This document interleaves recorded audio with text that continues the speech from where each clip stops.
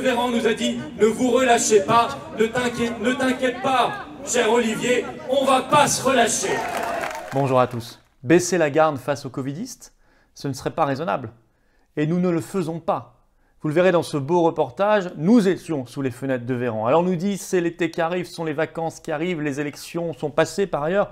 Ben non, nous sommes là. Tant pis si l'essentiel, la quasi-totalité du reste de la classe politique française, l'opposition contrôlée avec 8 guillemets, eh bien, est couchée, complice, se tait comme d'habitude, nous sommes là. Et nous entamons un été de résistance. Ce qui ne veut pas dire que chacun ne va pas aussi prendre un peu de repos, parce qu'il le faut. Il faut que les troupes soient quand même reposées. Mais on ne va pas lâcher l'affaire. Il y a suffisamment de monde pour se relayer et nous allons faire des actions tous azimuts. Judiciaire avec Maître Divisio, j'en ai parlé dans ce discours. Tous Antipass qui est en train de voir le jour en phase de test, j'en ai parlé. Notre saisine du Conseil supérieur de l'audiovisuel contre les propos indignes de chroniqueurs, d'éditorialistes et de journalistes contre les non-vaccinés. Le lien, je vous le dis, se trouve sous la vidéo en description si vous voulez saisir avec moi le Conseil supérieur de l'audiovisuel pour exiger des sanctions, exiger qu'il intervienne pour éviter ce climat de haine et de violence entretenu par certains journalistes contre les non-vaccinés. Le lien se trouve sous la vidéo en description. Signez et relayez tout cela. Et puis il y a plein d'autres choses à faire et les rassemblements physiques. Et puis notre congrès du 29 août. Bientôt vous pourrez vous inscrire. Bref, on ne lâche pas l'affaire et en plus on le fait dans l'humanité, la dignité, la liberté et la chaleur humaine. Vous allez voir ça, ça transparaît dans ce reportage. On a donné la parole notamment à des jeunes, à des responsables aussi, des patriotes, et puis des jeunes qui étaient candidats, courageux, au départemental pour la première fois de leur vie. Ils ont témoigné de leur expérience. Voilà. Et j'ai fait un discours d'appel à cet été de résistance. Bref, je vous laisse découvrir ce reportage. Continuez de vous abonner à cette chaîne YouTube, c'est extrêmement important. Dès qu'on est à 200 000, eh bien on fait un direct ensemble, questions-réponses, 200 000 abonnés bien évidemment. Et puis venez aux patriotes. J'ai besoin de vous, vous avez besoin qu'on soit tous ensemble dans la résistance. Le lien pour adhérer, réadhérer aux patriotes se trouve sous la vidéo en description. Le lien pour faire un don de soutien à toutes nos actions et à cet été de résistance se trouve également sous la vidéo en description. Tout cela est défiscalisé aux 2/3 pour vous. Le lien pour adhérer est également en commentaire épinglé. En fin de reportage, vous pourrez cliquer directement sur l'écran là ou là pour nous rejoindre. Et tout de suite, vous serez les bienvenus. Avec cette carte orange de résistants pour qu'on défende ensemble ces belles valeurs de liberté, de dignité, d'humanité, de souveraineté, de patriotisme, d'avenir. Bienvenue d'avance aux patriotes du fond du cœur et bravo à ceux qui font un don de soutien à toutes nos actions. Vive la France! Est-ce que ça va bien? Est-ce que vous êtes chaud?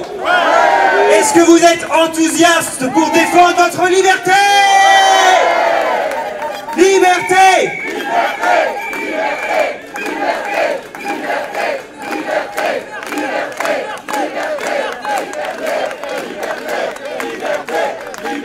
Quand on regarde tous les combats, tous les coups de semonce que nous avons dû faire symboliquement pour que ce gouvernement recule sur le confinement, recule sur le couvre-feu, c'est grâce à vous. Toutes ces miettes, c'est grâce à notre combat. Ce fou fiefé de Macron disait « Nous sommes en guerre il y a quelques mois ». C'est vrai.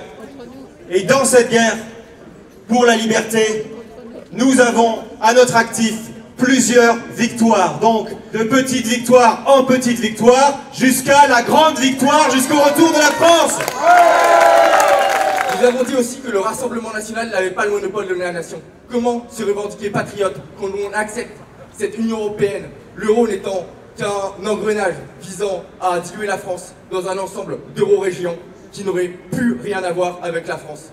Comment peut-on se revendiquer patriote, affirmer que nous formons une communauté cohérente par les liens qui nous unissent et accepter que les décisions, qu'on ne puisse même pas voter nos impôts et que ceci soit décidé par des technocrates élus par des élus qui ne sont même pas français et qui ne sont pas élus directement par les Français? Non, non.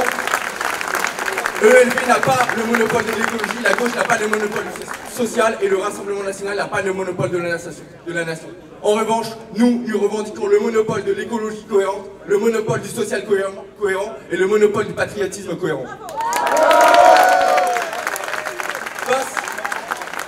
Face aux incompétents, aux incohérents qui ont trahi, qui ont failli, un nouveau mouvement émerge. Un mouvement les patriotes qui incarnent un but, rendre au peuple la souveraineté populaire et à la nation la souveraineté nationale. Seul critère de la véritable démocratie. Nos listes s'appelaient Liberté et Paul Éluard, grand poète français, avait écrit un poème homonyme. Sur les champs, sur l'horizon, sur les ailes des oiseaux et sur le moulin des ombres, j'écris ton nom. Sur chaque bouffée d'aurore, sur la mer, sur les bateaux, sur la montagne démente, j'écris ton nom. Sur la mousse des nuages, sur les sueurs de l'orage, sur la pluie épaisse et fade, j'écris ton nom. Liberté. Vive la République, vive la France! Je suis très mécontent, car les Français ne subissent pas simplement les restrictions liées au Covid, les atteintes aux libertés, ils subissent aussi sur le plan économique une véritable gabegie de nos richesses nationales. Nous sommes totalement amputés de nos biens et ça commence par la monnaie fiduciaire, la monnaie qu'on a dans nos poches, qu'on menace de nous retirer. Vous savez qu'ils votent de la monnaie uniquement électronique, numéraire, de façon à mieux nous contrôler. Bien évidemment, à la fois nos comptes en banque, mais aussi notre liberté de mouvement, d'accord? Et ce n'est pas tout, bien sûr. Il y a aussi l'arrêt de l'économie réelle. On a pour 0,1% des gens contaminés qui sont morts, ce qui est triste en soi, bien évidemment, mais ce qui est très relatif. On a arrêté l'économie réelle et on a créé des vraies poches de prospérité délirantes. C'est-à-dire que les professionnels, les restaurateurs, etc., qui avaient pignon sur rue et qui en 2019 avaient un chiffre d'affaires qui était ce qu'il était, ben ils l'ont retrouvé intégralement en 2020. Et ils ont commencé à le retrouver en 2021. Et ils ont fait plus que le retrouver. Ils l'ont dépassé. Pourquoi? Parce qu'ils touchaient la même chose en termes de chiffre d'affaires qu'en 2019, mais ils n'avaient aucun frais. Ils n'avaient pas de gaz, pas d'électricité, pas d'eau, ils n'avaient rien. Ils étaient fermés. C'est un effet d'aubaine pour eux. Un effet d'aubaine complètement délirant. Quand on sait que, bien sûr, les milliards qui ont été dépensés vont devoir être remboursés. Alors, je ne vous fais pas un dessin, hein. On parle de ça après les présidentielles, hein. Bien évidemment. Ah bah oui, faut pas fâcher, c'est clair. Après les présidentielles, il va tomber sur la tête quelque chose de monstrueux, d'accord? Déjà, dans le budget 2022 qui est négocié au niveau de Bercy et des ministères, déjà il y a une inflation. C'est-à-dire qu'ils ont doublé leur prétention à un petit supplément qui se négocie toujours traditionnellement avec Bercy. Chaque ministère, vous voyez, dépensier, négocie avec Bercy. D'habitude, c'était dans les 300 milliards, et là, c'est passé à 600 milliards. C'est-à-dire qu'il y a une inflation terrifiante. Et ce qui est terrible là-dedans, c'est que c'est pas des dépenses d'investissement. On pourrait concevoir qu'on va effectivement un petit peu être dans une logique liée à l'avenir, de façon à pouvoir développer des secteurs qui vont permettre de créer de l'emploi, etc. Pas du tout, c'est des ministères dépensiers, c'est du clientélisme. C'est-à-dire que c'est des dépenses de fonctionnement et non des dépenses d'investissement. La désindustrialisation continue et le gouvernement ne fait rien pour réindustrialiser. On peut à leur crédit leur dire que c'est vrai, ils ne peuvent rien faire parce que dans l'Union européenne, on ne peut rien faire. Il s'agirait d'en sortir, c'est ce que l'on veut.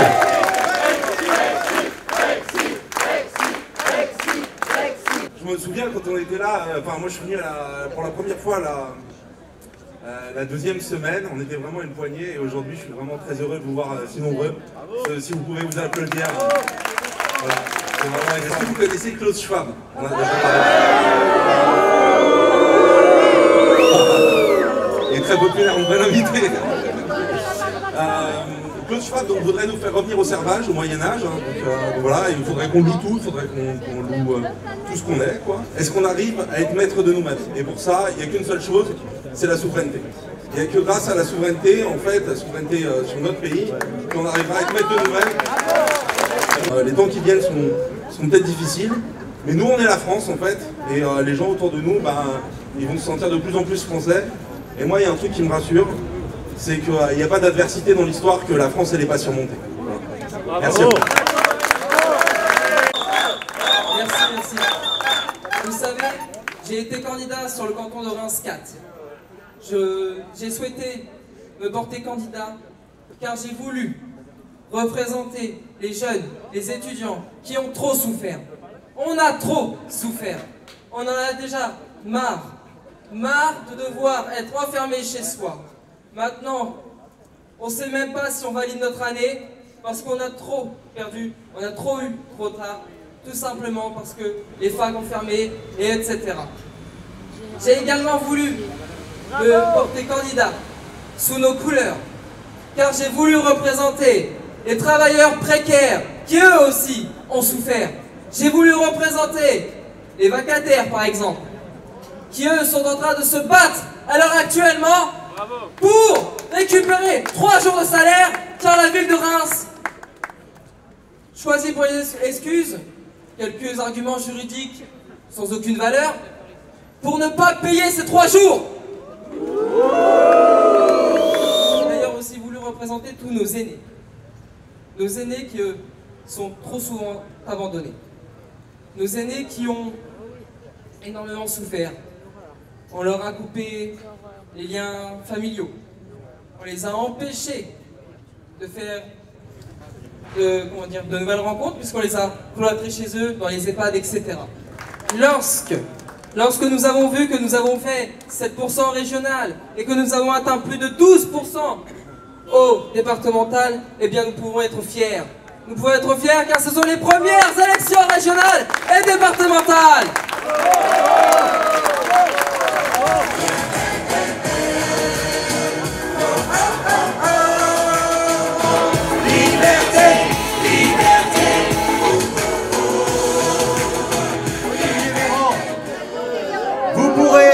Faire planer la menace d'un 4e confinement, la menace du variant Delta, toutes les menaces, toutes les amendes, tous les passes sanitaires obligatoires ou quoi.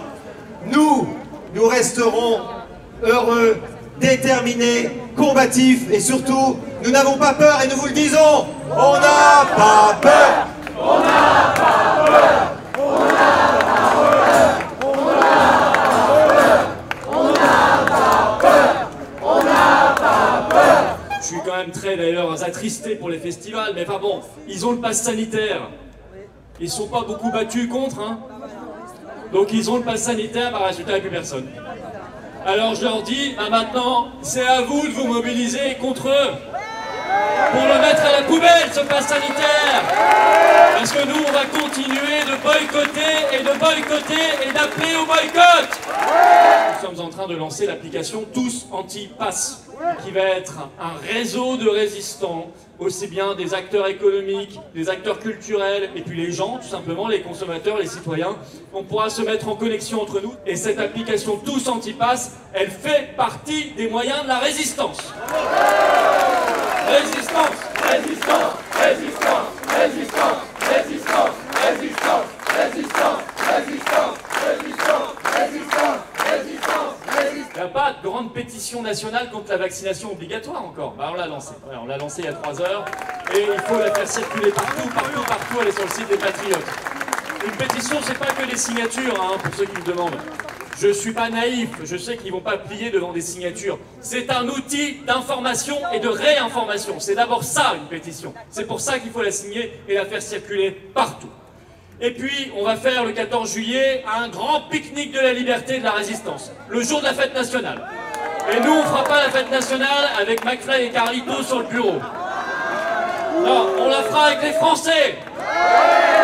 Avec le peuple. Avec la liberté. Avec la résistance et avec la France. Maître Divisio, qui était ici il y a quelques semaines, m'a dit, est-ce que les patriotes veulent s'associer à un recours qu'on fait en justice contre la Commission européenne sur l'autorisation de mise sur le marché conditionnelle? J'ai dit oui, on est associés.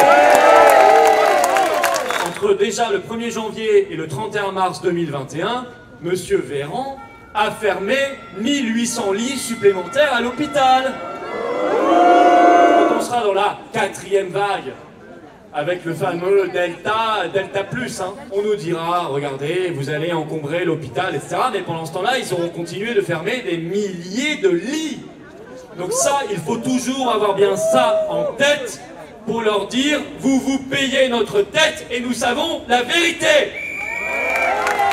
Les élections d'ailleurs l'ont montré aussi, Si on veut mobiliser, intéresser, faire se mettre debout le peuple français, il faut être intransigeant, être une force anti-oligarchique, anti-mondialiste, anti-européiste, fondamentalement patriote et rien que patriote. Il faut être clairement pour le Frexit, il faut être clairement et sérieusement souverainiste, il faut être rassemblé et rassembleur. Tous ceux qui veulent affadir leur discours, l'amodier, le diminuer, le rendre incohérent pour des raisons électoralistes ou sondagières ont été lourdement pénalisés dans les urnes. Ça n'est que justice et ça n'est qu'un début. Liberté, liberté, liberté, liberté, liberté, liberté. Nous serons pleinement engagés durant tous ces mois de juillet et d'août qui seront pour nous un été de résistance. Monsieur Véran nous a dit, ne vous relâchez pas, ne t'inquiète pas, cher Olivier, on va pas se relâcher et on va pas vous lâcher. Je me suis dit, on va faire le tour de l'alphabet grec et on va leur trouver aussi les petits noms. Alors pour Monsieur Véran, j'ai mis tout simplement le variant bêta. Puisque eux ont décidé de s'amuser avec nous, de continuer, en tout cas de tenter de s'amuser avec nous, et nous ne sommes plus dupes de leur petit jeu. Nous ne sommes plus dupes du petit jeu du variant bêta. Nous avons vu au G7 à quel point c'était embrassade, accolade, à quel point il n'y avait pas de masque, sauf quand il s'agissait de faire les photos officielles, où d'un coup, ils se remettaient tous à 2 mètres de distance. Vous avez vu ces photos. Leur monde covidiste, c'est un monde d'oligarchie, c'est un monde de caste, c'est un monde de privilèges, c'est un monde dans lequel le peuple est esclave, c'est donc un monde dans lequel nous allons briser nos chaînes, nous mettre debout et nous libérer.